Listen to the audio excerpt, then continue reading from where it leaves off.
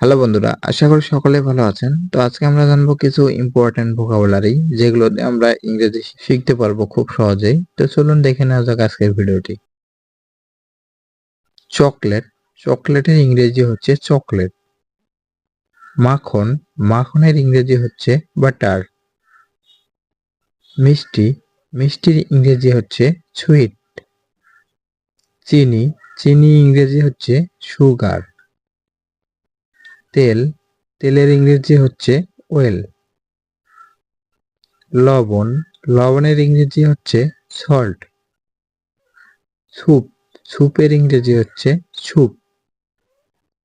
Sauce, সসের ইংরেজি হচ্ছে সস। বিস্কুট, বিস্কুটের ইংরেজি হচ্ছে বিস্কুট।